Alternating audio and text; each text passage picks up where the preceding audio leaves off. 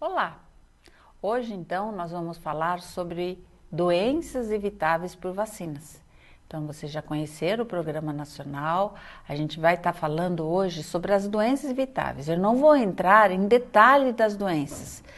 Por quê? Porque nós teremos aulas somente sobre esse assunto. Então, nós teremos professores falando sobre cada doença. Então, hoje nós vamos falar de modo geral como é o programa, quais são as doenças evitáveis. Então, uma coisa importante é a gente saber o quê? Que investir na prevenção é melhor do que tratar. Como a gente já viu numa aula anterior, que diminuiu o número de internação pelo fato de ter a vacinação de gripe em idosos. E os resultados comprovam essa tese. Em 1930, as doenças infecciosas e parasitárias representavam 45,7% dos óbitos do Brasil. Em 2005, corresponderam por apenas 5,2% das mortes com causas definidas. E em 2010, o índice caiu para 4,3%, de acordo com o Ministério da Saúde. Então, podemos ver a evolução que nós tivemos com a introdução da vacina. A evolução no sentido da diminuição dos mortes pelas essas doenças. Outro aspecto importante é lembrar que nós tivemos o fim da varíola com o Programa Nacional, nós tivemos a luta contra a pólio, que nós tivemos a certificação internacional da erradicação da varíola no Brasil foi em 1973 e no mundo em 1979, isso na varíola. Então nós podemos ver que o início do Programa Nacional se deu com o sucesso do controle da vacina de varíola. A erradicação da transmissão do poliovírus selvagem no Brasil se deu em 89, mas o certificado das Américas ocorreu, certificado aqui das Américas e no Brasil foi em 1994, apesar que a gente já não estava tendo mais casos de pólio. No século XVIII, quando foi desenvolvida a primeira vacina contra a varíola, a imunização promoveu uma verdadeira revolução na história da saúde da humanidade. Então, doenças como varíola pandêmica durante de mais de 3 anos e responsável por um rastro de 500 milhões de mortes no século passado, segundo a Organização Mundial da Saúde, elas foram varridas do mapa com a vacinação contra a varíola.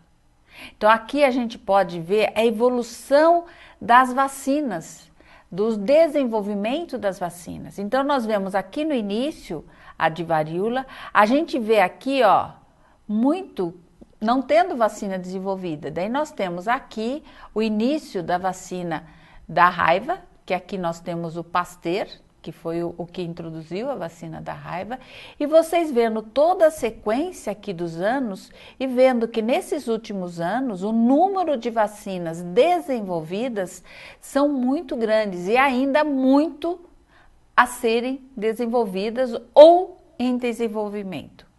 Em 1994, o Brasil recebeu então, que a gente já falou, o certificado da erradicação da poliomielite. A coqueluche e difteria foram doenças que praticamente desapareceram do mapa brasileiro. No primeiro caso, a incidência girava ao torno de 10,6 por 100 mil habitantes. Quando a imunização atingiu 100% da população, a proporção de casos caiu para 0,32 por 100 mil habitantes. A difteria despencou de 495 casos para 56 casos entre 91 e 99. Então, vocês verem o impacto que tem a vacinação em relação a essas doenças. As vacinas disponíveis atualmente no mundo possibilitam a prevenção e o controle de 26 doenças. Mas no calendário brasileiro, nós temos 19 vacinas, ou cerca de 19. Vocês podem ver que o calendário nacional, nós temos o quê? Quase todas as vacinas disponíveis. Por que nós não temos todas? Nós temos que também pensar no controle da doença em termos de saúde pública, a questão do impacto dessa vacinação, pensar em saúde, pensar na vacinação, no controle da doença. Qual a faixa etária, que vacina que nós vamos introduzir? Então, essas vacinas protegem contra cerca de 20 doenças. Então, vocês podem ver aqui a cronologia da vacina no Brasil. Então, aqui, quando que as vacinas foram sendo introduzidas até 2016 com a vacinação contra HPV, onde a gente introduziu aqui a varicela, as outras vacinas. Então, aos poucos, nós fomos introduzindo, chegando em torno de 20 doenças que nós temos no nosso calendário. Aqui as doenças preveníveis por vacina. Temos a catapora, varicela, cachumba, coqueluche, cólera, dengue, difteria, doença meningocócica, doença pneumocócica, febre amarela, febre tifoide, influenza, doenças causadas por hemófilo B, que é aquela doença meningocócica por hemófilo B, hepatite A, hepatite B, herpes zoster, HPV, poliomielite, raiva, rotavirose, rotavírus, rubéola, sarampo, tétano e tuberculose. A vacina de herpes zoster, ela não está no calendário nacional, ela está disponível para a vacinação no país. Aqui na década de 70, o que nós tínhamos de vacinas, né? Qual foi a faixa etária? A década de 80, 1990, o que foi introduzido? Em 2000 e chegando em 2016 e 2017, todas as vacinas e, como a gente já falou, cerca de 20 doenças evitáveis por vacina. As crianças aqui, todas as vacinas que nós temos no Programa Nacional de Imunização, os adolescentes, lembrar que os adolescentes também precisam tomar vacina, eles precisam tomar o tétano, a difteria, o reforço, a hepatite B, a tríplice viral e a gestante, a gente não esquecer que eles têm que tomar a vacina de influenza e a difteria, tétano, coqueluche atenuada, uma vacina de coqueluche, mas de atenuada não, ela é de pertussis acelular, pertussis acelular, e os idosos também nós temos as vacinas importantes. Qual o valor das vacinas? A parte do fato de melhorar a saúde da população, as vacinas também exercem um grande impacto econômico, reduzindo os custos com tratamento e assistência médica. Numa aula anterior, a gente falou sobre a importância da diminuição da internação dos idosos pela gripe por conta da vacinação. Esse trabalho é um trabalho interessante, que ele foi feito dos Estados Unidos, aonde eles calcularam o custo que os países deixam de ter ao investir na prevenção de doenças com programas de vacinação. Então, eles analisaram 94 países de baixa e média renda e projetaram as taxas de vacinação pelo período de 2011 a 2020. Eles concluíram, olha aqui, a importância da vacina.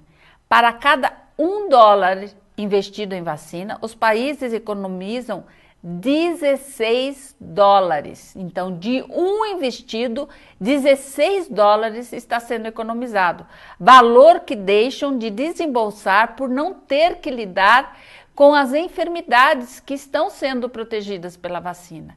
Então, esse é um grande trabalho, um fator que a gente pode mostrar para as pessoas que são contra vacinas. O quanto que é o impacto, não só da doença em relação à enfermidade e à própria morte pela doença, mas pelo investimento, quanto diminuiu o custo de $1 para $16. E aqui são as vacinas que foram avaliadas. Então, foi hemófilos B, o poliovírus humano para encefalite japonesa. Essa não é uma doença que ocorre aqui, é uma doença que ocorre mais corre na Ásia. E lá ele tem um impacto muito grande, essa doença. Aqui o sarampo, a meningite do sorogrupo A, rotavírus, rubéola e o estreptococo pneumoniae e a febre amarela. Então, vocês veem que essas doenças foram avaliadas e o quanto que ela teve um impacto financeiro. Só voltando aqui, esse trabalho vocês podem ter aqui nesse direto do local, mas no site da SBIM, que aqui a gente vê, sbim.org.br, em artigos, nós temos esse trabalho lá no site. O futuro.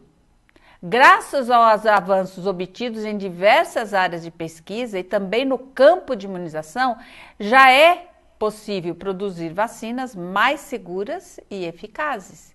O início do desenvolvimento das vacinas não tinha tanta essa segurança. E com isso a gente podia ter mais eventos adversos.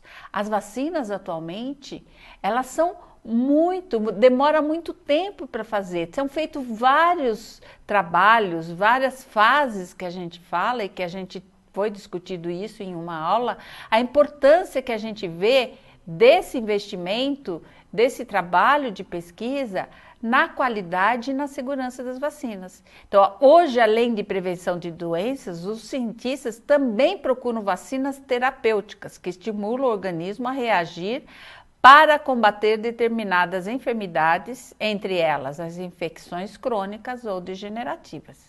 Isso está em busca, não é que existe, está em busca, está em desenvolvimento.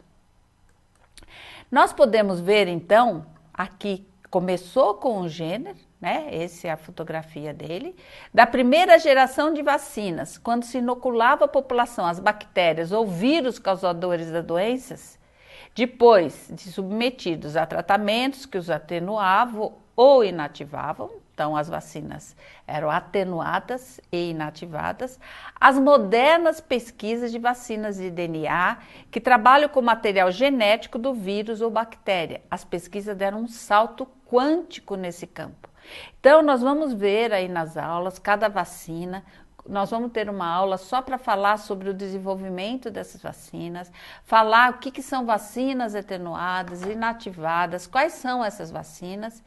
E nós temos o quê? Com o horizonte que se abre com as novas técnicas, estratégias de desenvolvimento de vacinas, essas descobertas tornam-se mais prováveis.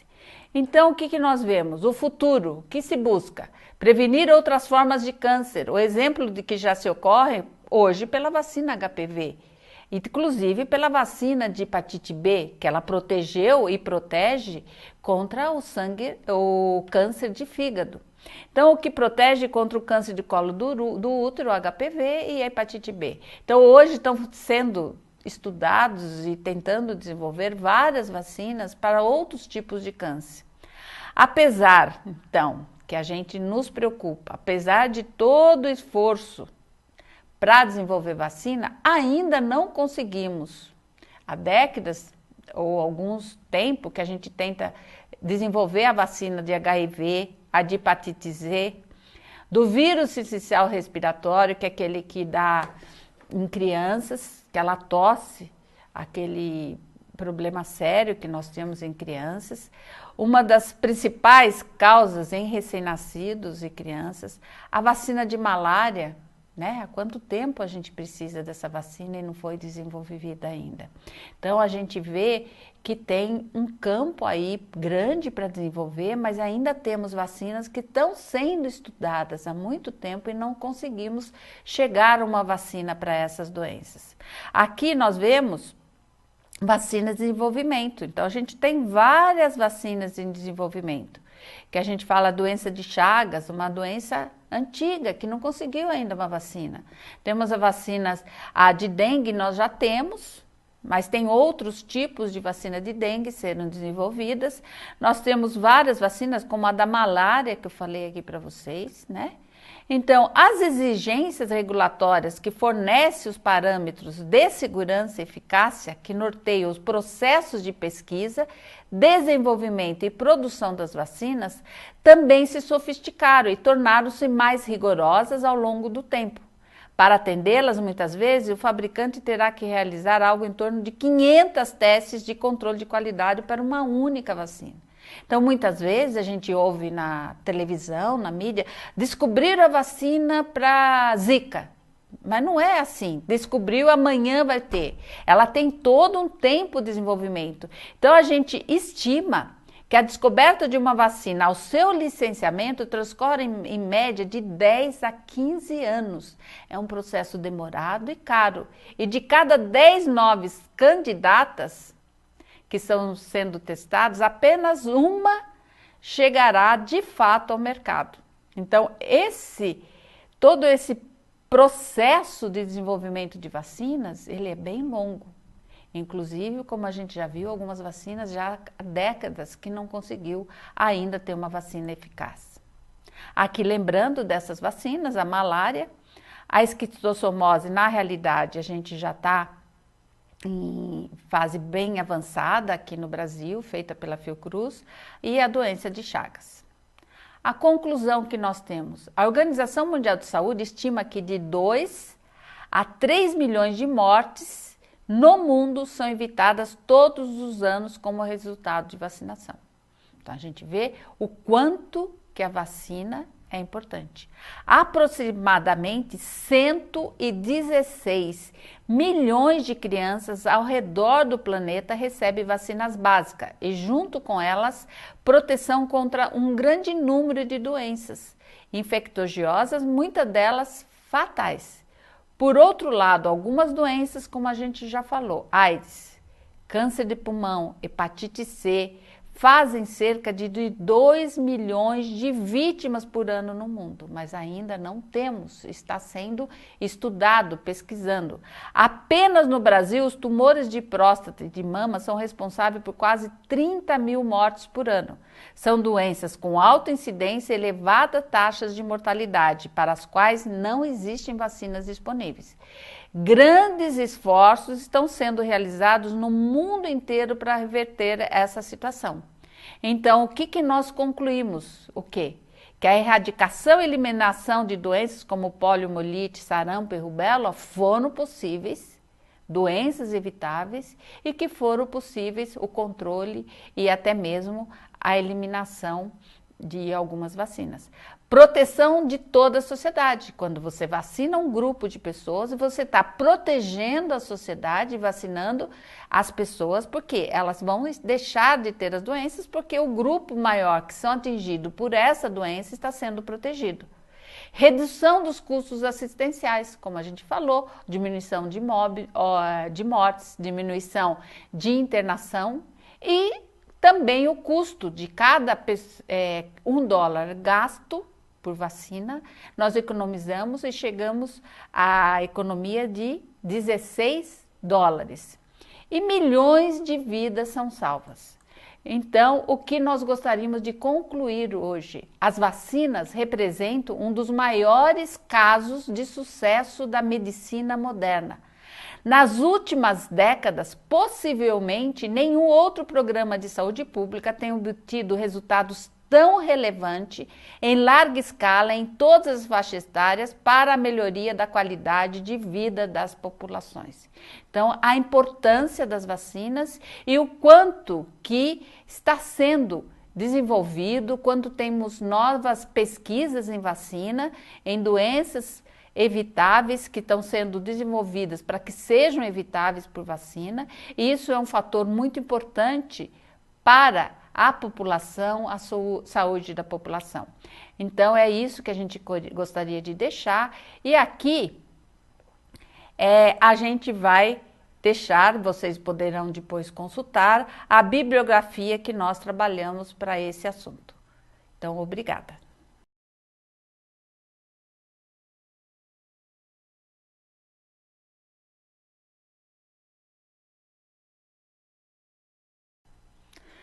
Vamos então conversar agora sobre cobertura vacinais, as estratégias. Então, o que é uma vacinação de rotina e campanha?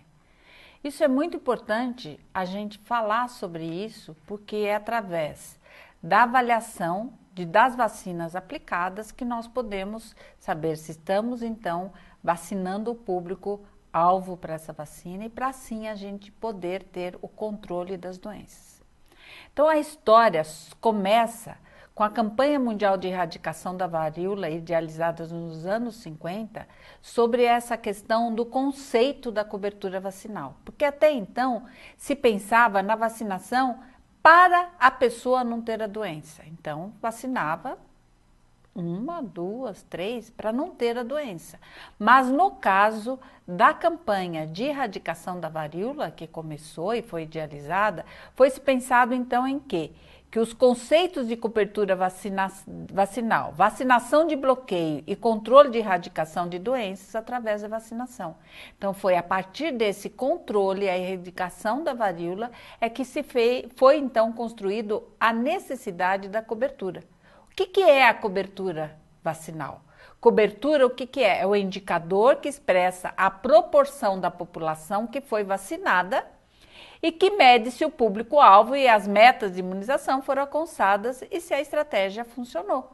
Então, nós vamos ver, estamos vacinando todas essas crianças, quantos eu tenho naquele município, crianças menor de 1 ano?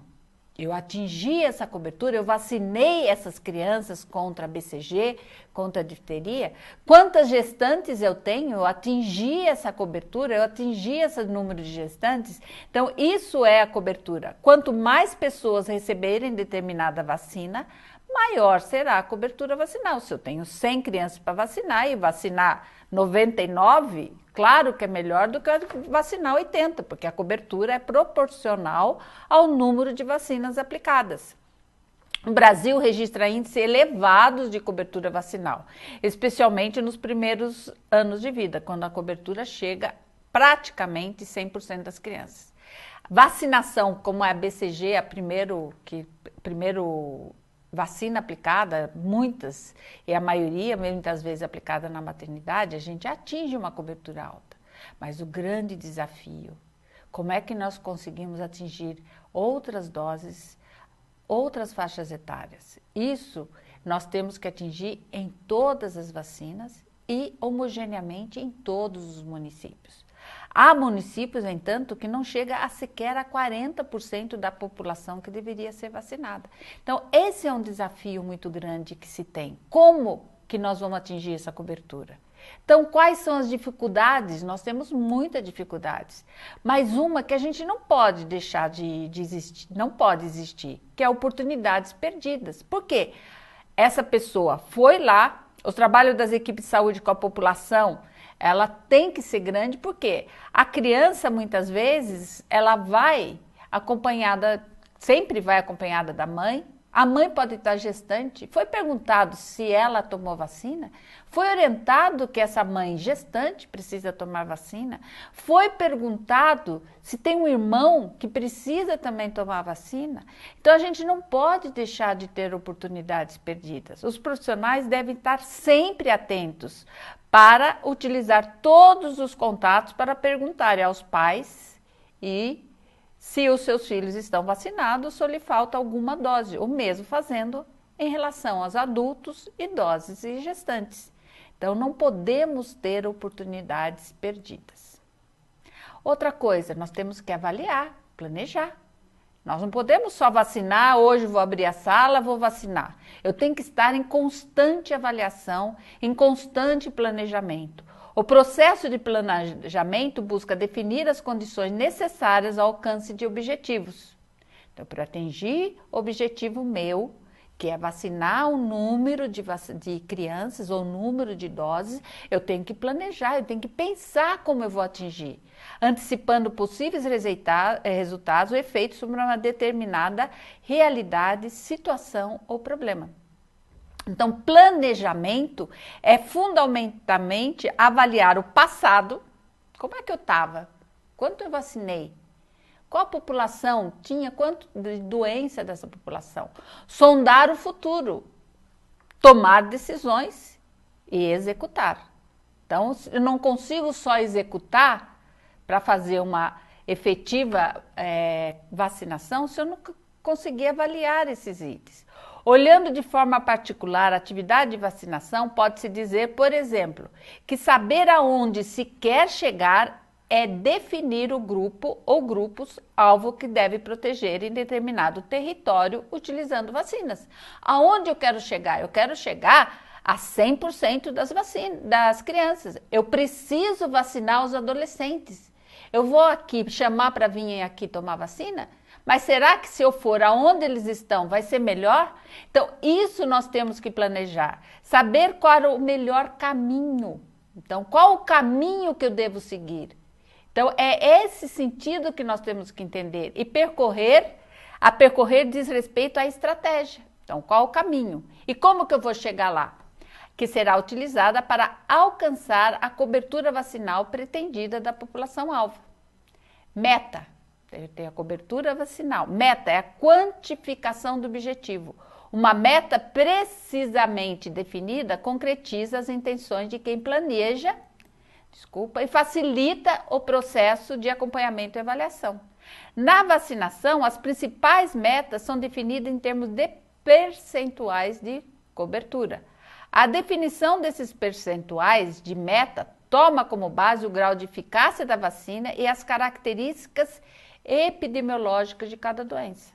Então, tem doença que se eu não atingir 95% daquela população-alvo, ou de um idoso, ou de uma criança, eu não vou conseguir controlar essa doença, eu não vou ter a cobertura necessária para controlar essa doença.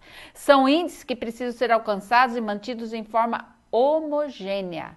Então, não adianta eu ter no estado ou no município um bairro que eu atinja a meta de 95% ou a meta ideal de 100% e outro bairro vizinho atingir 40%. Eu tenho que ser homogênea dentro do município, dentro do estado e dentro do país. A vacina homogênea, a cobertura homogênea, eu tenho que atingir em todos os setores. Então, outro ponto importante diz respeito ao não alcance das coberturas no grupos-alvo, provocando uma acumulação de não vacinados suscetíveis, para os quais a unidade de saúde deverá buscar estratégias para vaciná-los o mais rápido possível. Então, é o que a gente chama de bolsões que é criado. Por quê? Porque a gente não está vacinando. Aquele bairro que eu não estou vacinando 95%, 100%, o que acontece? Eu estou deixando cada ano o número de pessoas não vacinadas. Vai chegar uma hora que esse número de não vacinados, ele faz com que não estejam protegidos da doença e a doença pode entrar nesse município. Então, a importância da gente manter o planejamento, o olhar, conhecer o passado, ver o futuro. Então, é isso que nós precisamos ter num planejamento para a gente chegar na cobertura vacinal. Então, aqui a gente vê as metas necessárias para algumas vacinas. Então, tem vacinas que 90% já é o suficiente para eu ter um controle. 95%, 80% para meninas, né? Para as adolescentes.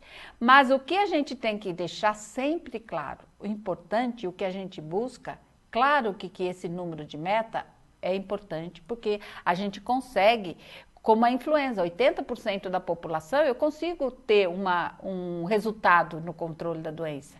Mas o ideal sempre é o buscar o quê? A meta de 100%, porque é esse que é a meta que a gente tem que ter.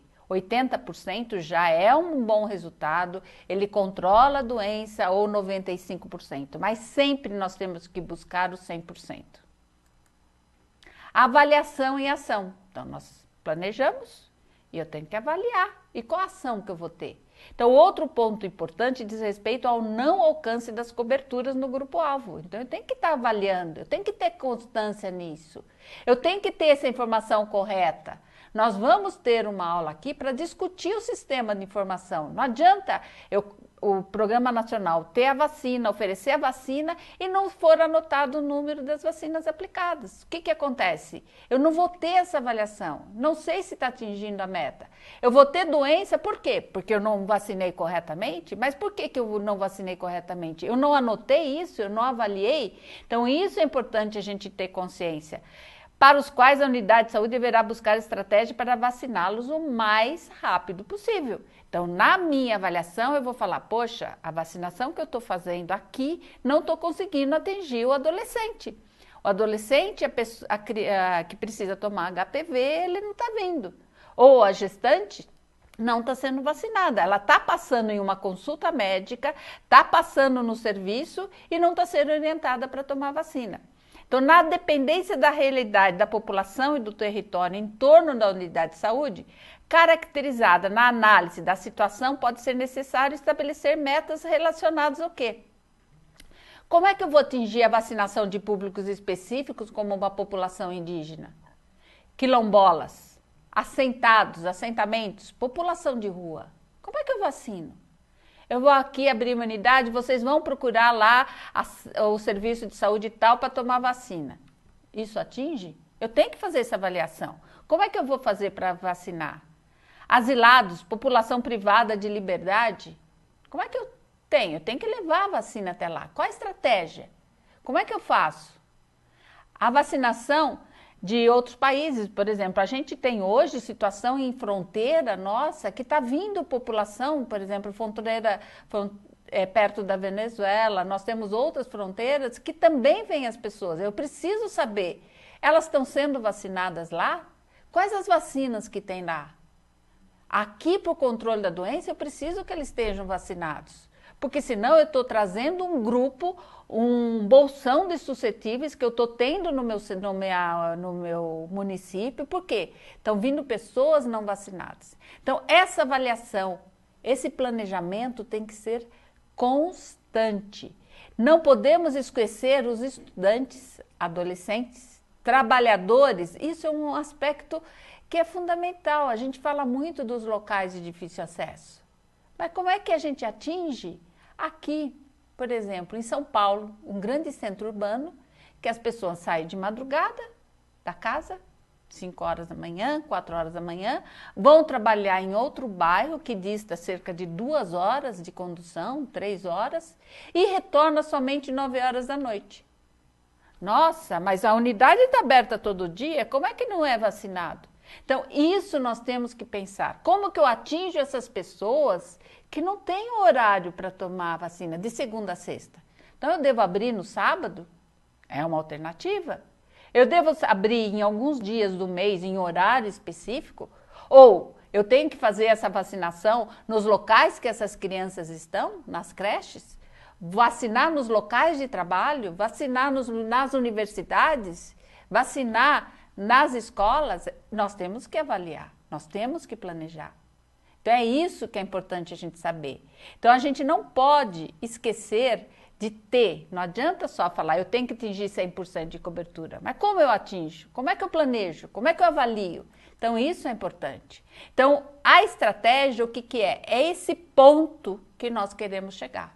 Então isso é estratégia para eu atingir. Por que eu preciso de uma estratégia? Para quê? Para atingir altas coberturas. Se tudo tivesse bem, eu não precisaria ter estratégia, está aqui, vem todo dia aqui que está tudo ok. Mas eu preciso pensar. Então eu tenho estratégias tais como rotinas. Dentro da rotina eu posso ter intensificação dessa rotina, como posso ter intensificação de uma campanha. Bloqueios. O que é bloqueio? Extramuros, vacinar fora do serviço. Então todo dia de vacinação, sim, eu tenho que ter meu serviço aberto todos os dias, mas é só lá que eu tenho que ter? Como é que eu faço a estratégia? Eu tenho que sempre pensar e atingir a meta de vacinação. Não adianta eu ter lá o serviço aberto todo dia e ter cobertura de 40%. Por quê? Porque tudo bem, eu sei lá, não estou anotando, não estou avaliando. Então nós temos a vacina de rotina, né, que é o dia a dia, e as vacinas de campanha. Essa é uma foto inclusive, quem não ouviu falar daquele aparelho que chama Pedogete, que foi usado bastante aqui no Brasil na campanha da varíola e na campanha da meningite, quando nós tivemos aquela grande epidemia de meningite em 75, que hoje já está em desuso esse aparelho, e aqui uma vacinação da campanha de varíola. E vacinação de rotina. Então, a meta que nós queremos chegar consiste em quê? Proporciona acompanhamento contínuo, todo dia, e programado de metas previstas, facilitando o monitoramento sistemático, mensal ou trimestral, de forma a identificar em tempo hábil se as metas estão sendo alcançadas. Então, para eu ter essa avaliação, eu tenho que ter um sistema de informação. Eu tenho que anotar esse número que eu estou aplicando. Eu tenho que conhecer, eu tenho que avaliar se isso está sendo suficiente. Identificar os mecanismos para a superação dos problemas, ao detectar coberturas vacinais abaixo dos percentuais esperados. Um desses mecanismos é a chamada intensificação de rotina, que consiste em trabalhar o dia de forma mais dinâmica, tornando a vacinação mais acessível à população suscetível, o que inclui a vacinação extramuros. Como é que eu vou fazer essa intensificação? Vou pôr uma placa na minha sala de vacina, hoje estou intensificando? Não, intensificação é ver, ali não está vindo a população, como eu posso fazer?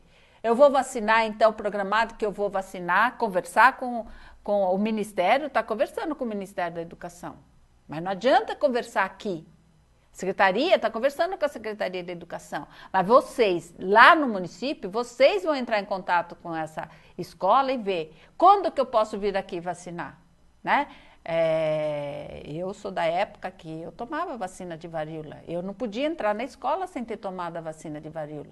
E fora que a gente fazia campanhas, quando o início do meu trabalho, de fazer vacina contra tétano e difteria nas escolas. Então nós temos que ver qual a estratégia, como é que eu faço?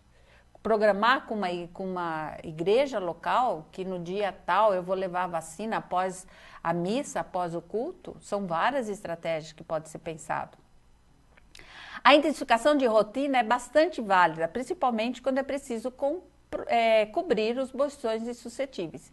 A vacinação extramuros, quando bem programada em termos de recursos humanos e materiais e realizada de forma sistemática, apresenta resultados proveitosos para a cobertura dessas populações. Então, a vacina do rotina, aquela vacina do que eu tenho ali programada, a intensificação pode ser tanto na rotina como na campanha.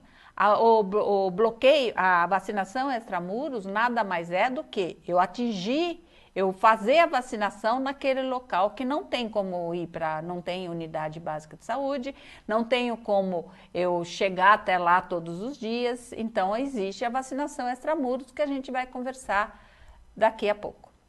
Na rotina é importante que a equipe da unidade de saúde da saúde esteja atenta para aproveitar todas as oportunidades para vacinar as pessoas pertencentes aos grupos alvos e de qualquer situação.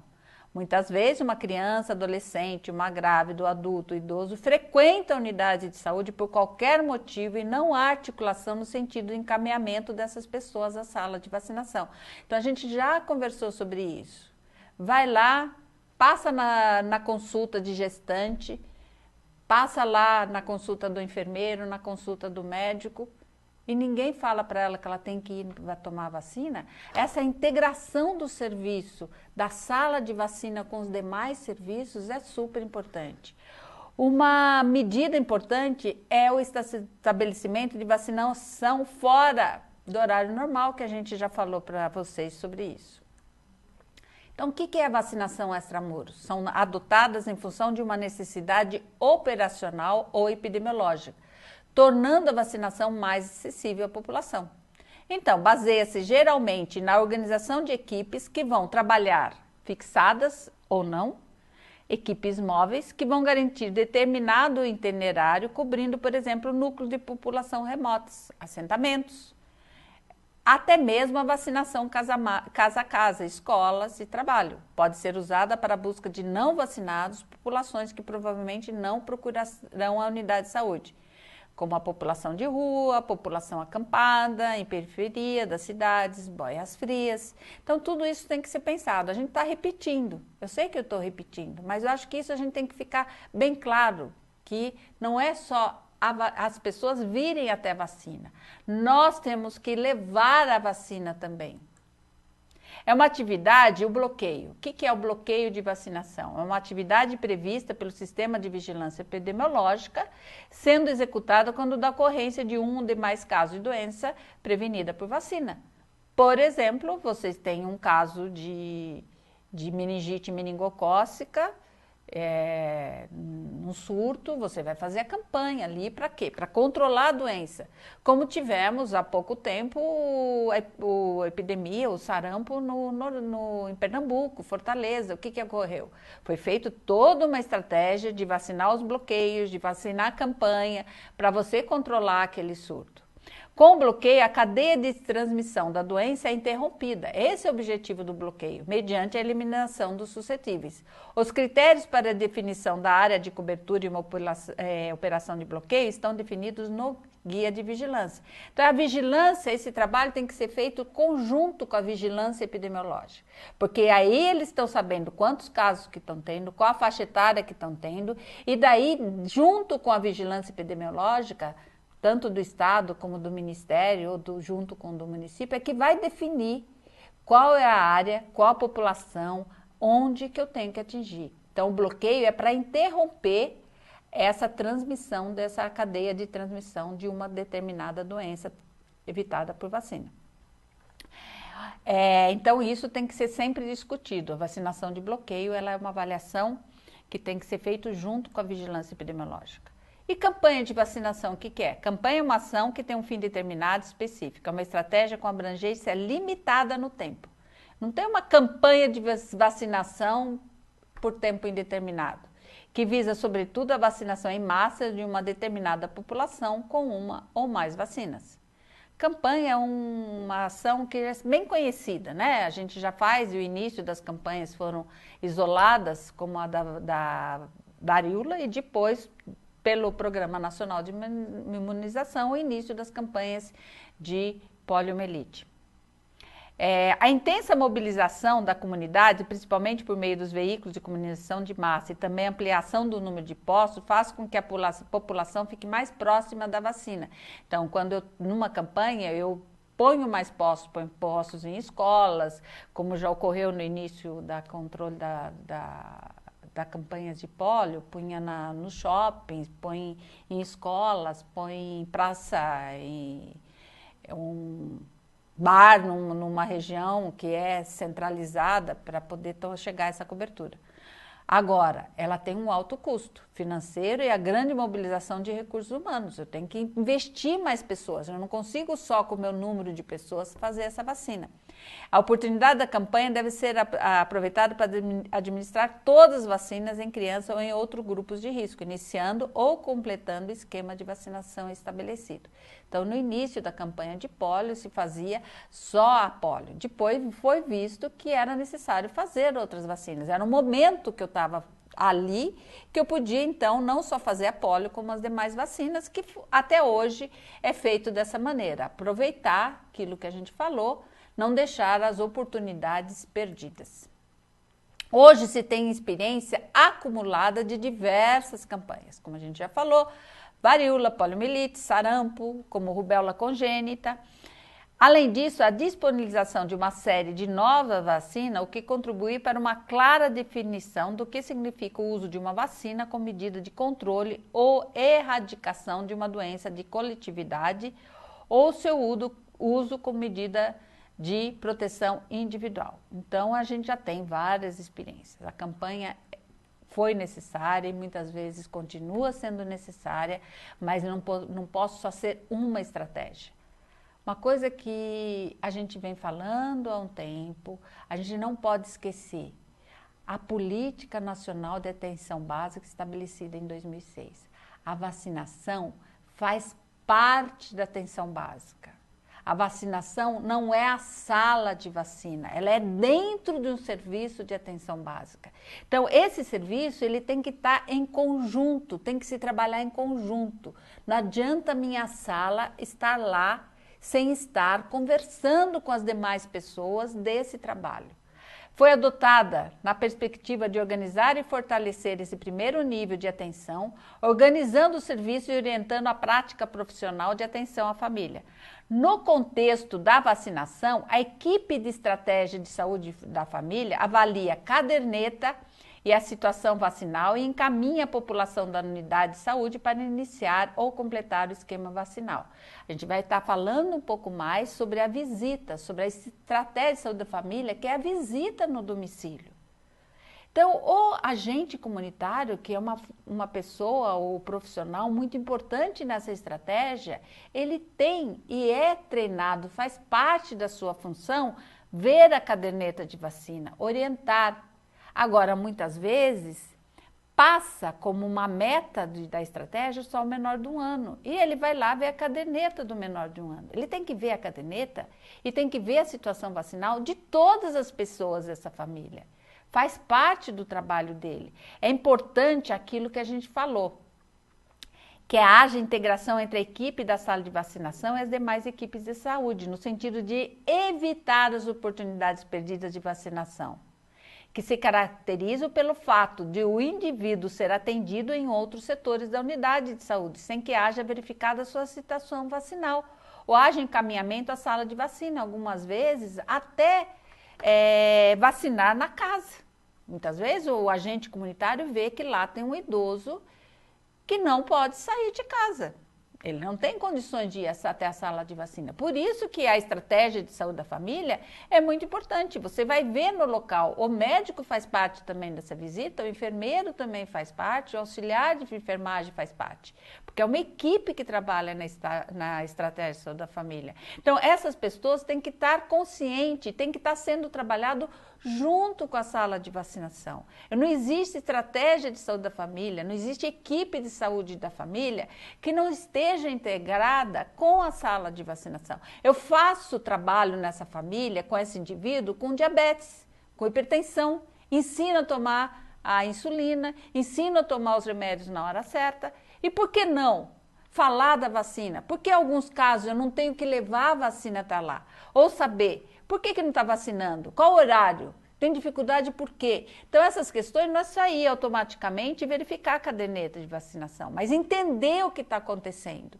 É isso que é importante para a gente poder realmente chegar no nosso objetivo. Como a gente falou, a visita domiciliar é um recurso que torna mais ativa e rica a relação entre o serviço de saúde e a população.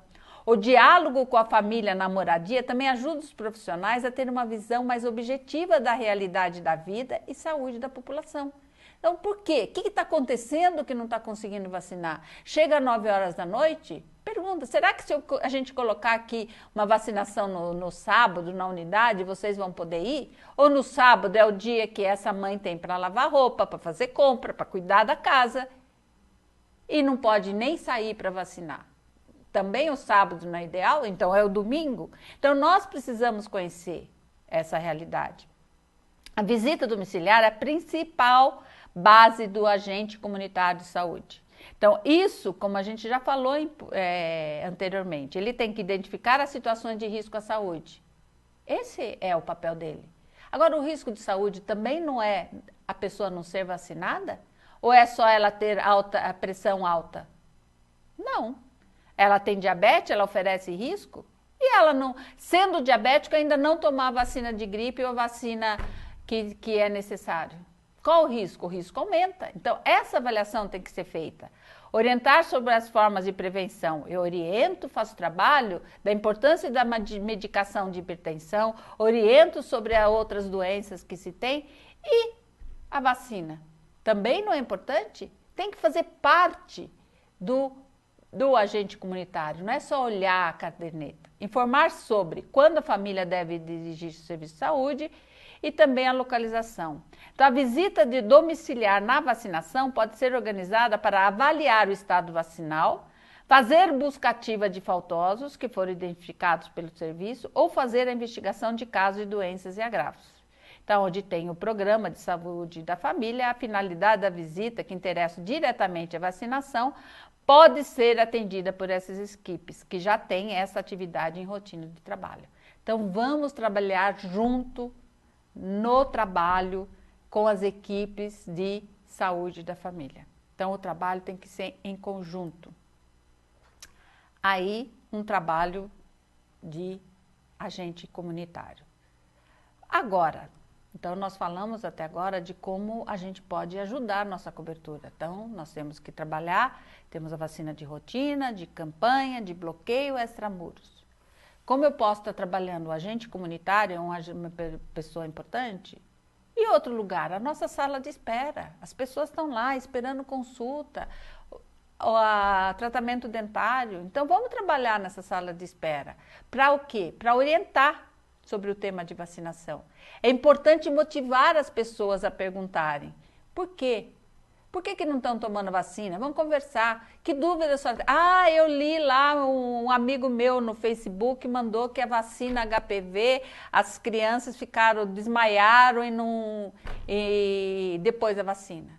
Então, o profissional tem que saber o que está acontecendo, nós vamos falar especificamente de cada vacina.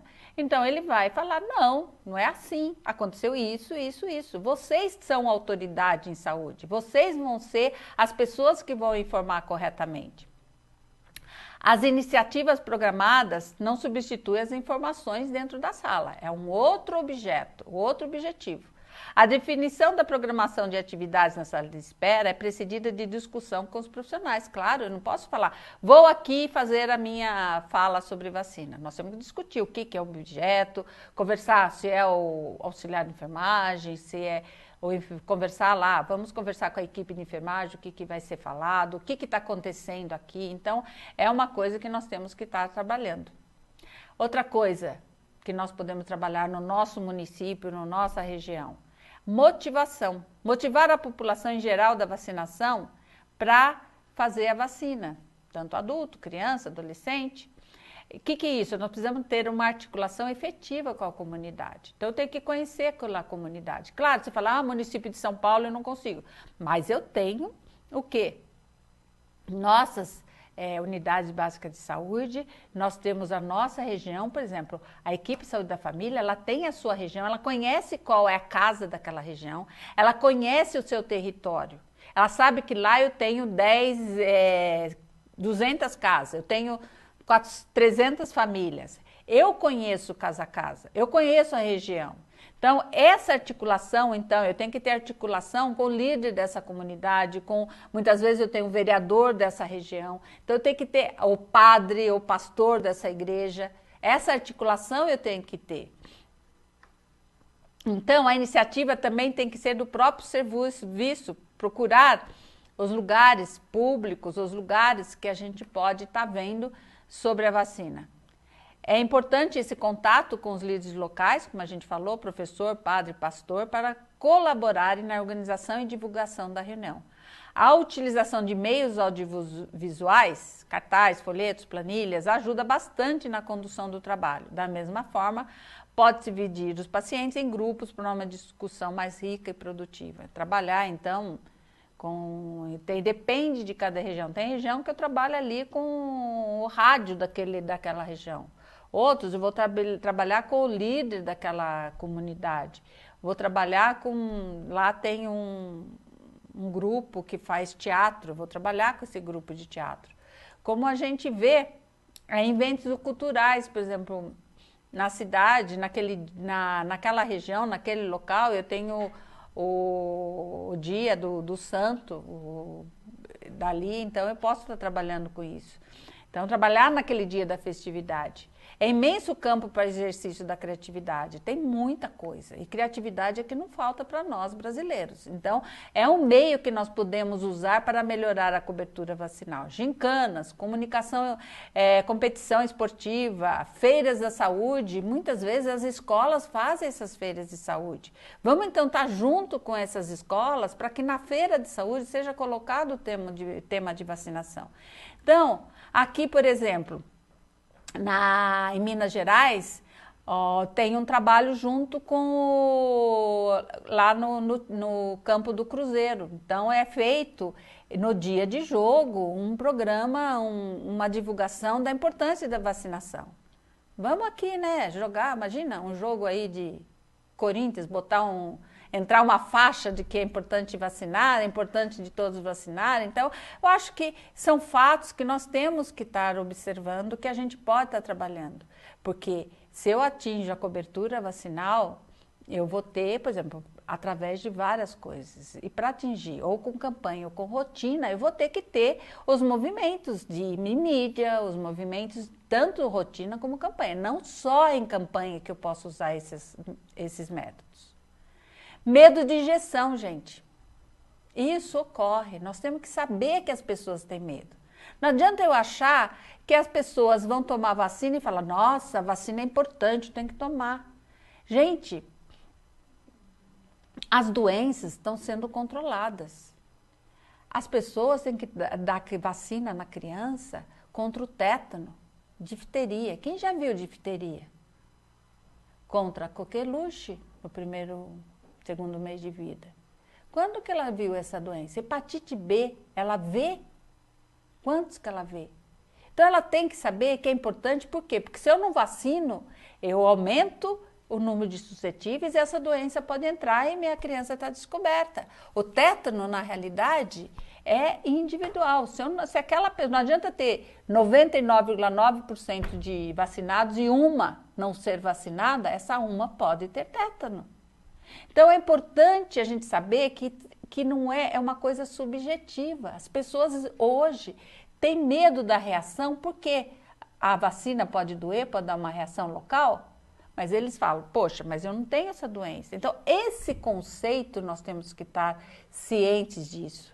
E o medo da injeção, muitas vezes, a pessoa tem medo de falar, tem vergonha de falar, o adolescente. Então eu vou vacinar numa escola e vou colocar todo mundo perto, numa sequência, mas ele tem medo, ele não vai querer demonstrar isso. Muitas vezes nós temos isso em indústrias que a gente vai fazer vacinação contra a gripe. Por quê? Porque ele está com medo, não vai querer mostrar perante o colega e falta naquele dia do trabalho ou não aceita vacinar. Então, a maioria das vacinações são particularmente de adolescentes e adultos, são injetáveis, crianças são injetáveis, eu não tenho outro tipo de vacina. Então, esse medo existe. O medo de injeção pode resultar o paciente evitar a vacinação, ficando exposto ao risco tanto de adoecer como de transmitir a doença. Locais com baixa cobertura, que eu falei, as bolsões. Como é que eu faço para atingir aqueles locais? Por exemplo, eu tenho um local aqui no Amazonas, no Alto Solimões, que as vacinas saem de Manaus. Para chegar nesse local, percorre uma distância fluvial de 1.623 quilômetros, perfazendo mais de 40 horas de viagem. Como é que eu faço essa vacinação? Então, são fatores difíceis que a gente tem que pensar. O país é continental, como a gente falou. Aqui, até a Maria Isabel, né, uma colega nossa que trabalha na coordenação, com muita experiência na coordenação do programa no Amazonas, ela fala, no Amazonas, onde além das distâncias também serem importantes, a natureza inclui nos resultados de vacinação, porque a gente sabe que o Rio Amazonas tem as cheias e as secas, que inviabilizam a navegação. Então, os responsáveis pelo programa encontram uma boa estratégia para facilitar o acesso das populações a vacinas. Como aqui a Isabel coloca, tentamos casar as datas de vacinação com os dias em que as pessoas vão receber a Bolsa de Família, porque aquele município, aquela região, lá na região do Alto Amazonas, o que acontece? Eles não moram ali, eles moram dispersos. E daí, no dia da Bolsa Família, que tem que receber, é um dia que estão juntos. Então, vamos vacinar nesse dia. Como eu falei ali anteriormente, numa outra aula, sobre a recusa da vacina. Esse é um fato que está ocorrendo muito e tem caído as baixas coberturas. Esse é um fato que está ocorrendo em outros países. Então, a grande batalha a favor da vacinação deverá ocorrer basicamente na área de informação de esclarecimento. Tem uma pesquisa feita na Itália que a maioria das pessoas procuraram na internet informações sobre a área de saúde. Mas o que a gente vê? Que nos sites, a gente vê muitas vezes, Facebook, a hora que parece assim, porque a vacina faz mal, come criancinha, porque isso... Aí aparece lá no Facebook. Se você colocar lá no sistema de busca, o que aparece? Primeiro, são os que são contrários à vacina. Então, nós temos que o quê? Orientar, saber que isso está ocorrendo. Ou pesquisar e tentar colocar na mídia, e quando você receber alguns sites, tanto do Ministério tem posto coisas em Facebook, o Biomanguinhos tem colocado coisas no Facebook, a Sociedade Brasileira de Imunização tem colocado, a gente compartilhar essa informação. Então, isso é muito importante para a gente. A utilidade das vacinas na proteção da saúde da população deve ser enfatizada, pois esse é um campo que não permite a acomodação. Deixa um número, vai crescendo esse número sem vacinar, essa doença pode retornar. Porque as doenças estão controladas, elas não estão eliminadas. A única doença eliminada e erradicada é a varíola. A poliomielite também temos casos ainda em outros países, em outros locais do mundo. Então, nós não podemos baixar a guarda, porque isso pode retornar. Então, isso é importante, que a gente tem que sempre pensar que a recusa de se vacinar coloca em risco a saúde e a segurança de toda a população. Qual a conclusão? Chegar a todos os estados e municípios do Brasil é um dos trunfos do Programa Nacional de Imunização do Ministério da Saúde. Mas manter a cobertura vacinal homogênea é um dos seus desafios. Então, para isso, nós temos, então, o quê? Que é avaliar, planejar, avaliar, saber, fazer registro correto dessa vacina para o sistema de informação. Nós lá no nosso serviço, eu não preciso ficar esperando o número de cobertura vacinal do meu município. Eu tenho ali na atenção básica, eu tenho o meu território. Vou fazer construção da cobertura vacinal do meu território. Eu vou fazer a busca de faltosos, vou fazer a situação de quantos faltosos eu tenho naquele território. Então, quando eu faço no mínimo, no micro, eu vou crescendo para o macro até chegar na cobertura nacional. Então, todos nós, lá no nosso local, nós temos que saber a importância que é a nossa avaliação, o nosso planejamento. Então, aqui, como uma palavra que a coordenadora Carla Domingues, do PNI, ela falou, o problema, porém, nem sempre é geográfico. O nó da questão não está propriamente na dificuldade da população para iniciar o esquema vacinal, mas principalmente para completá-lo. Nem todos voltam ao posto de saúde para receber as doses necessárias. Tudo isso que a gente já falou anteriormente, da importância de a gente fazer coisas, avaliar para como atingir essas coberturas vacinais. Então, na realidade, é isso que a gente gostaria de falar para vocês. Então, orientar, não espere, tome a vacina. Muito obrigada e a gente deixa novamente aqui a nossa bibliografia recomendada. Obrigada.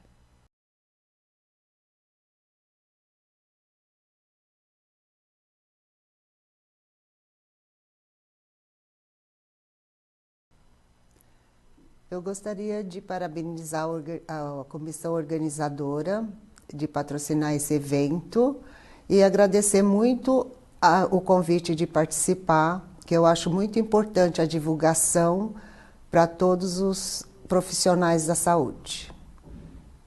Eu vou falar sobre o desenvolvimento e produção de vacinas. Vacinas, como vocês devem saber, são produtos biológicos capazes de estimular uma resposta imune à produção de anticorpos. Os anticorpos são proteínas produzidas pelo organismo capaz de neutralizar esses antígenos. As vacinas servem para a erradicação das doenças, prevenção de epidemias e, claro, redução do número de óbitos. A pesquisa com o desenvolvimento de vacinas teve início há mais de 200 anos com Edward Jenner, na época da varíola bovina, que tinha muitas pessoas afetadas. Jenner e Pasteur foram os primeiros a fazer o imunoprofilático. Jenner pegou uma moça com varíola e inoculou no menino sadio e viu que o menino ficou imune à varíola humana. Começou aí, então, o desenvolvimento de vacinas. De 1777 a 1925, era desenvolvida uma vacina a cada 5 anos. De 1990 a 2000, já era uma vacina a cada ano. Para fazer o desenvolvimento de vacinas, precisamos primeiro identificar o antígeno, né, o determinante antigênico, fazer a produção desse antígeno, testar a eficácia em animais na fase pré-clínica para ver o efeito dessa vacina e depois estudos em humanos na fase clínica 1, 2 e 3. É só depois desses estudos de eficácia é que se entra numa linha de produção e tem-se aprovação para o mercado. É um processo complexo, porque precisa ter uma estratégia de melhor relação custo-benefício, objetivo de licenciar um produto seguro, imunogênico e eficaz. A produção deve ser consistente, deve ser também mais rápida possível e de baixo custo. Precisa ter o antígeno-alvo caracterizado, certificado. Ele pode ser vivo, atenuado ou inativado, fragmentado, como no caso da vacina influenza, ou de DNA ou vacina recombinante, entre outras. Essa vacina ela deve mimetizar a resposta natural, isto é, fazer a produção de anticorpos, para poder neutralizar e proteger a pessoa.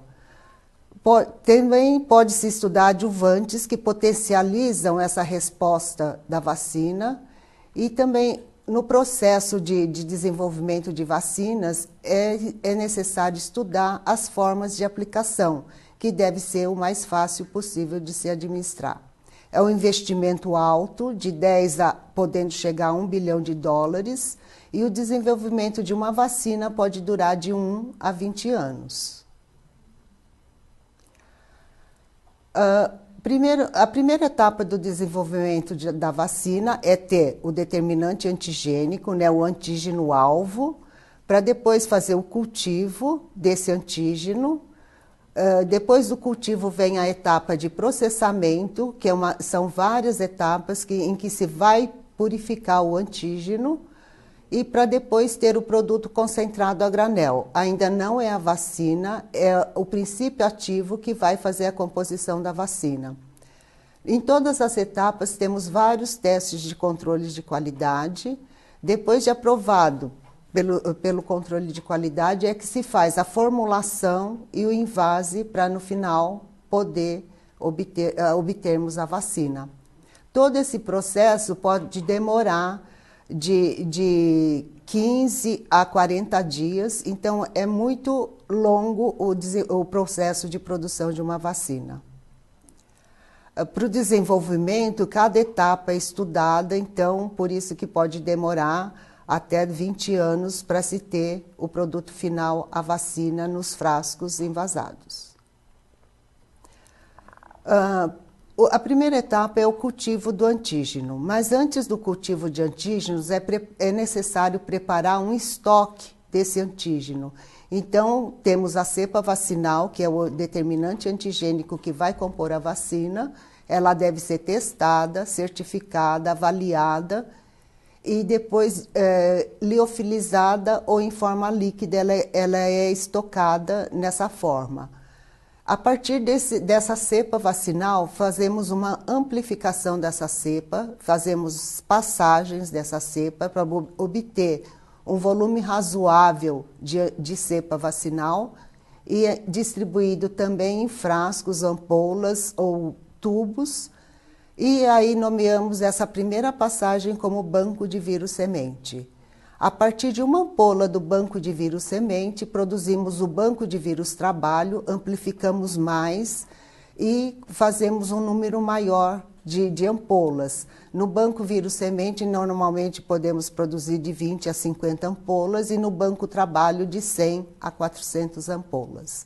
Tudo ou é liofilizado ou na forma líquida, guardado em baixas temperaturas, aproximadamente menos 80 graus quando é na forma líquida. Na liofilizada se guarda no freezer menos 20.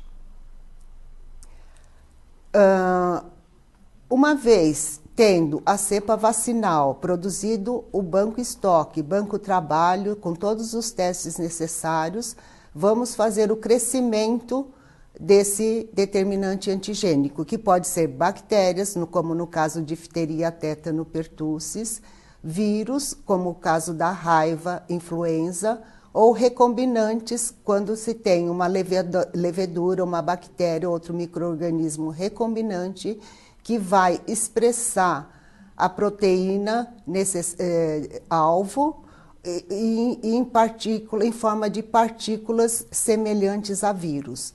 Aqui é um exemplo de levedura recombinante da hepatite B, que expressa a proteína do vírus da hepatite B, e ela tem a capacidade de se rearranjar como uma partícula, mas não tem material genético. Uma vez tendo nos bancos, vamos preparar inóculos, fazer uma passagem seriadas em tubos ou em frascos menores, passa para maiores, ou até num fermentador, ou quando é no caso de células de linhagem, é feito em culturas em garrafas, porque a célula pode aderir na superfície da garrafa. A partir dos inóculos é que se vai num cultivo de produção num maior volume. Os inóculos, eles podem começar com 10 ml, partir para 100, para 10 litros, para 50 litros, aí se faria num fermentador, para depois passar para o cultivo de produção, que normalmente se faz em fermentadores de 500 litros, 1.000 litros, 2.000 litros, 5.000 litros. Ou em uma série de garrafas que substituiriam o fermentador.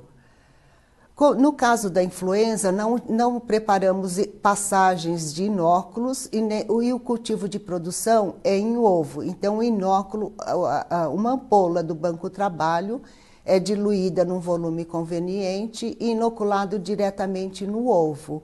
O ovo é embrionado, ovo de galinha embrionado, e cada ovo seria como um fermentador. Então, o vírus inoculado dentro do ovo, ele se replica, amplifica e teremos um número suficiente de vírus para poder fazer a vacina. Depois do cultivo, que pode demorar de 1 semana a 30 dias, temos que processar o produto que foi fermentado, que foi cultivado no ovo, que foi cultivado nas células. Então, temos que fazer a separação do nosso antígeno, né, do determinante antigênico, da nossa proteína-alvo, da matéria-prima que foi utilizada, seja o ovo, seja a levedura, seja a bactéria. Então, tem um processamento de separação das células. Às vezes, utilizamos as células, como no caso da vacina pertussis, ou normalmente se utiliza o sobrenadante, né, o que separou o líquido, o líquido de cultivo. Então, separa a célula e o líquido é que contém o determinante antigênico. Podemos usar equipamentos com membranas para fazer separação da célula do líquido, do sólido do líquido, ou centrífugas em que o material passa, ele gira numa determinada rotação, sedimenta a parte sólida e libera a parte líquida. Quando precisamos utilizar a parte sólida, é recolhida a parte sólida. Quando precisamos utilizar a parte líquida, recolhemos a parte líquida. Como no caso das vacinas bacterianas, o pertussis, no caso, quando é recolhida as células, ela precisa ser detoxificada. Isto é, ela tem que ser inativada. Então, é colocado um produto, normalmente formaldeído, numa determinada concentração. Espera-se um tempo de 25 a 30 e poucos dias, 35 dias, para essa detoxificação e depois continuar o processo de processamento. Em outros casos, depois que se separa a célula do líquido e se vai utilizar a célula, como no caso da hepatite, em que é colhida a levedura, ela precisa ser rompida para liberar a nossa proteína. Porque a levedura ela não rompe sozinha e libera a proteína da hepatite B, no caso. Então, precisa fazer uma desintegração, romper as células. Assim, também em outras vacinas que são cultivadas em células de linhagem, também precisa ser rompida e pode-se usar um equipamento de desintegração, como esse da hepatite, ou outros tipos de equipamento. O volume de cultivo de produção é grande, variando de 500 litros a 1.000 litros, 2.000 litros, então é impossível a gente trabalhar com esse volume. E tem equipamentos que concentram esse volume. Ele tira mais a parte líquida e concentra a nossa proteína com outras impurezas que ainda possui nesse material. Então, podemos utilizar membranas, cassetes de membrana, ou cápsulas de membrana para volumes grandes ou volumes menores, que aí pode fazer num sistema fechado. Então, essa etapa, e podemos também trocar o tampão, o líquido que contém a proteína. Aí chamamos de diafiltração, quando trocamos o líquido que contém a proteína por outro produto, e a concentração do volume de 2.000, 3.000, 5.000 litros, podemos concentrar para 100 litros, para 50 litros, para 200 litros, dependendo da tecnologia desenvolvida. Após a etapa de filtração-concentração, teremos que fazer uma melhor purificação desse material. As estratégias de purificação variam aqui nessa etapa. Também podemos usar ultracentrífugas, são equipamentos que rodam em velocidade alta, de 30.000 a 50.000 rotações por minuto. Então, o material é colocado dentro da centrífuga, ela fica em rotação elevada e a proteína, o determinante antigênico, vai para uma determinada faixa que a gente colhe, e isso já foi estudado, e temos o vírus purificado por ultracentrifugação. Normalmente se usa um gradiente de sal ou de açúcar, que aí, como uma mágica, né, o vírus ou a proteína vai naquela faixa específica de concentração de sal ou de açúcar. Outra metodologia que pode ser aplicada para essa purificação mais fina é a cromatografia, em que se utiliza resinas e o material é passado por essas resinas. As resinas funcionam como filtro e, em determinado tempo, o determinante antigênico é filtrado e a gente colhe em determinado tempo. Tem outros tipos de cromatografia, né? O mais simples é de cromatografia de separação, em que separa as proteínas por tamanho. Outras são em que a proteína-alvo se liga nessa resina e depois, com uma lavagem com um tampão especial, o determinante antigênico que grudou na resina, ela se solta e a gente tem um material purificado. Depois de várias etapas de purificação, né, várias formas de se purificar, a diafiltração é uma forma de se purificar, a ultracentrifugação, as cromatografias, e aí tem um processo de filtração esterilizante. Às vezes, nessas etapas, são sistemas abertos que não são contidos, então precisamos fazer uma filtração esterilizante para remover os possíveis contaminantes que tem nesse produto. A partir do momento em que fazemos a filtração esterilizante, obtemos o produto concentrado, né, o concentrado seja lá do vírus da influenza, ou a proteína da hepatite, as toxinas difteria, tétano, ou a bactéria pertussis, entre outras. Então, chamamos aqui de produto concentrado. Esse produto concentrado é que vai ser formulada, envasada para obtermos a vacina. São vários tipos de vacina, né? Como vocês sabem, tem a vacina viva atenuada, como da febre amarela, pólio, Sabin, o sarampo, rubéola, cachumba. Vacina de tipo inativado, em que a toxina é inativada ou o vírus é inativado, ou a bactéria é inativada, como no caso aqui da vacina da coqueluche, a vacina da gripe. Além de inativada, a vacina da gripe é fragmentada. A vacina da raiva também é inativada. Pólio, Não a Sabin, né, a outra polio, ela também é inativada. Temos vacinas conjugadas, como o meningococo, hemófilos influenza B, vacinas acelulares, no caso da difteria e tétano, que são toxinas, não tem a bactéria, não tem a célula bactéria. A coqueluche também agora tem a coqueluche A, né, pertussis acelular. Vacinas recombinantes, como a hepatite B, em que é feita através de levedura recombinante, que expressa a proteína do vírus da hepatite B. O HPV também é recombinante. A nova vacina em teste dengue também é recombinante. E tem teste de vacinas de DNA, vacinas com outros vetores recombinantes que ainda estão em estudo.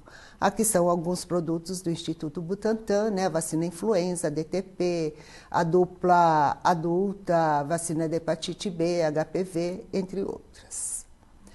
Agora eu vou falar um pouco sobre, como já sabemos que o desenvolvimento demora muito tempo, são várias etapas, então para vocês terem uma ideia, vou mostrar como é a produção de uma vacina.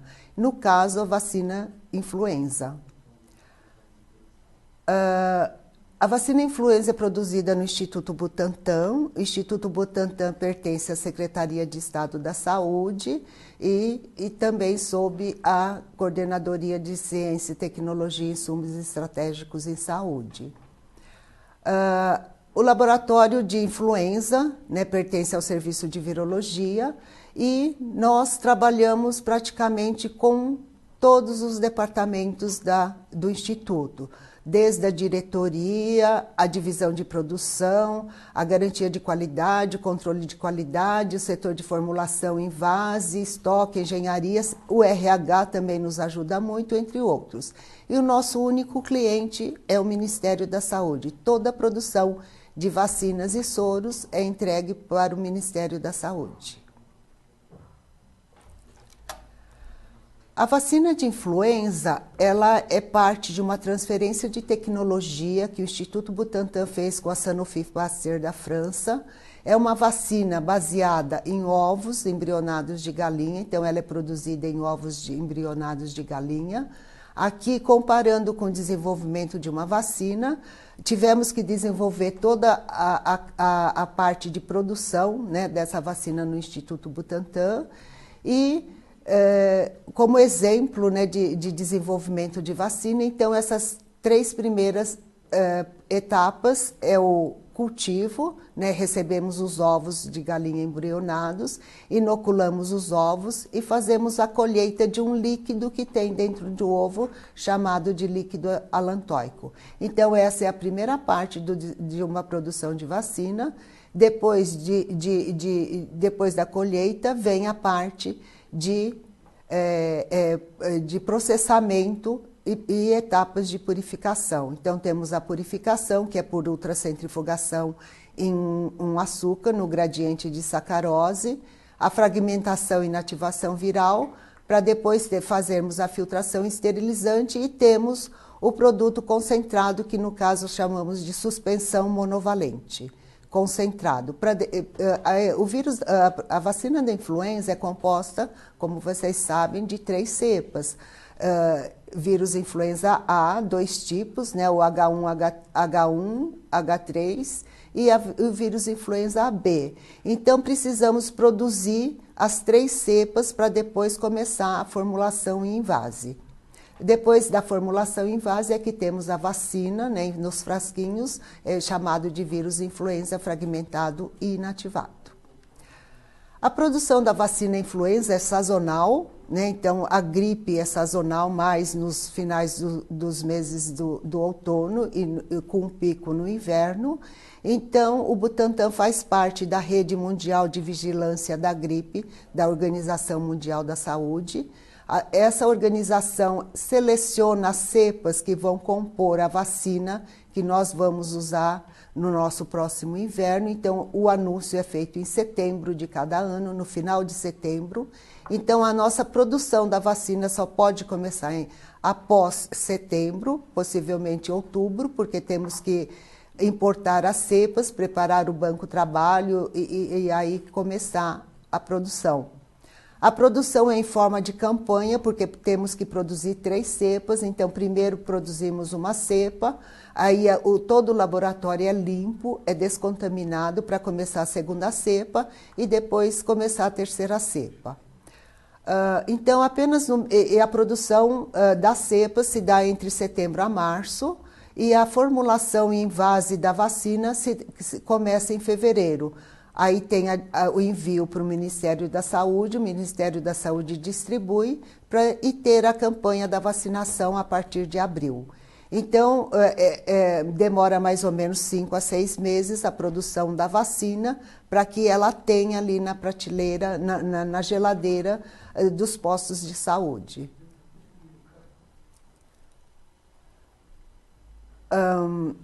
Para fazer o cultivo, então, o banco trabalho é diluído num volume conveniente e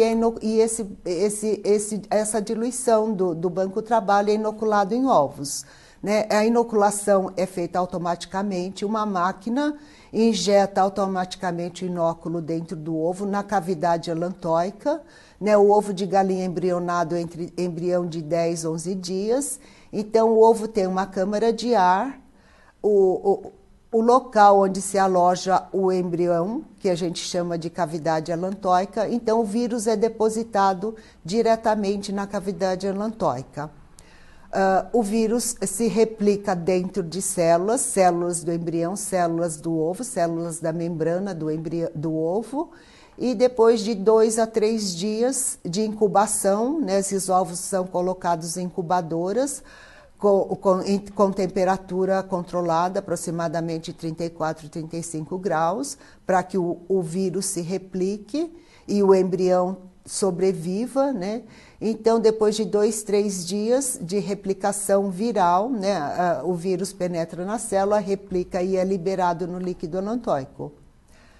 A nossa produção é aproximadamente de 268 mil ovos por dia, e a máquina de inocular inocula entre 36 e 40 mil ovos por hora.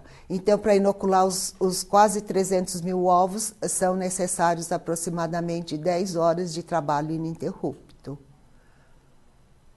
Depois da incubação de 2, 3 dias, para que ocorra a replicação viral, os ovos são resfriados para ocasionar a morte do embrião, a liberação de mais partículas virais e o sangue coagular. Porque os ovos, depois na colheita do líquido allantoico, os ovos são cortados e se tiver o sangue, aí vai atrapalhar na purificação, então precisamos resfriar os ovos. Os ovos são cortados numa máquina, no topo, ao nível da câmara de ar, depois são invertidos e colhido o líquido allantoico nesse equipamento. Cada ovo dá aproximadamente 10, 11 ml de líquido allantoico e o volume final do cultivo de produção é aproximadamente 3 mil litros. Então, cada ovo funciona como um fermentador, temos que colher não ovo por ovo, mas é automático, né? Cada 86 ovos que tem numa bandeja. Então, no total, obtemos mais ou menos 3 mil litros, que equivaleria a uma fermentação de 3 mil litros. Depois da colheita dos ovos, do líquido allantoico, né, esse líquido é misturado num tampão e ele é centrifugado para tirar contaminantes maiores, como algum restinho que tenha do embrião, pedacinhos do tecido do embrião, células vermelhas, né, as hemácias, né, do sangue coagulado. Então, esse equipamento, a centrífuga, ela tira as impurezas maiores. Como são 3 mil, 4 mil litros de material, concentramos, né, como etapa seguinte da purificação, concentramos para um volume aproximado de 200, 250 litros, num sistema de filtração tangencial, em que esse filtro tem um ponto de corte, então os materiais acima desse ponto de corte ficam retidos e o líquido é descartado, e concentrando a nossa proteína com algumas outras impurezas do ovo que pode conter. Depois da etapa da concentração, com volume de 200, 300 litros, é mais fácil manipular. Aí fazemos uma purificação por ultracentrifugação. Utilizamos um gradiente de sacarose, colocamos o material dentro da centrífuga, ele vai ficar rodando a 35, 40 mil rotações por minuto e o gradiente de sacarose forma faixas de concentrações de sacarose e o vírus vai exatamente naquela concentração que ele precisa ir. Numa concentração aproximada entre 30% a 40% de sacarose é onde a gente sabe que o vírus está. E recolhemos essa porção desse gradiente de sacarose onde contém as partículas virais. Os 3.000 litros de líquido alantóico ou 260 mil ovos, depois da ultracentrifugação, depois da purificação, obtemos num volume final só de 2 litros. Então aqui tem um vírus muito concentrado, que cada gotinha daria para fazer milhares de vacina, milhares de doses de vacina.